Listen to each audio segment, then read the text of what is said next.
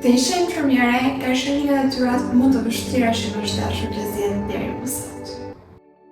Herë gjej veten si sistemuese, ndonjëherë si psikologe, ndonjëherë si pastruese, herë si montuese dhe ndonjëherë si infermiere. Të jesh infermiere është një nga ndjenjat më të çuditshme që mund të përjetoje si njeri.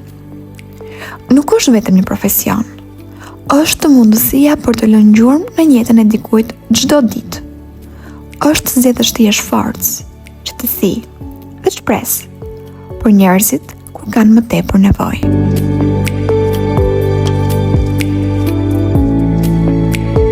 Infermieria më ka mësuar se sa e fortë mund të bëhet një grua kur punon me zemër. Më ka mësuar të mos dorëzohem, të jem e duruar, e zgjuar, e kudimshme dhe njerëzore në të njëjtën kohë. Çdo pacient ka historinë e tij, e cila kthehet në një sfidë për ne. Një sfidë që kërkon të depërtosh poshtë lëkurës e plagëve të pacientit. Një sfidë që të vë në provë aftësinë për të kuptuar përjetimin njerëzor. Ndodh që edhe gabojmë, por arrim ndonjëherë ta falim veten të tjerët? Për sa kohë diçka vazhdojmë ta risjellim në të tashmen, nuk besoj se ka falje aty. Ka diçka të veçantë te ky profesion. Çdo ditë zgjohesh duke ditur se puna jote ka kuptim. Një fjalë mirë nga ti mund të jap kurajo dikujt. Një veprim i vogël mund të ndryshojë të gjithë rrjedhën e pacientit.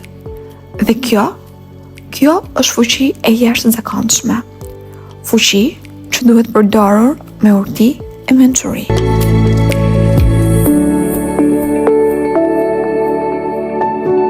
Infermierët nuk janë thjesht njerëz me uniformë të bardhë.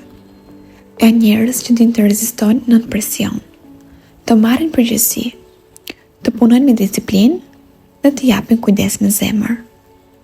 Pas çdo infermiereje, fshihet një person që ka luftuar me lodhjen, me frikën, me refuzimin dhe me pacientin, por që përsëri sjell dhe vazhdoi përpara.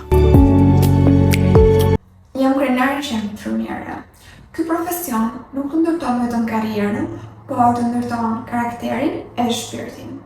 E di që për shumë nga ju infermieria nuk është zgjedhja e parë, as e imi ashtu, por unë ku të mësova të pranoj, mësova dhe të dua.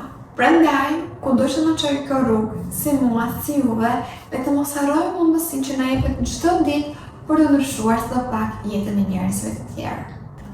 Kjo sotimi është një video për vete, por të gjithë ju aty jashtë që më ndihni që jeni infermier. Mësoni me përvollësi, punoni me disiplinë dhe kur mos harroni anën njerëzore. Bëhuni ju personi i cili thyen prangët e parashikimit infermieror. That's it.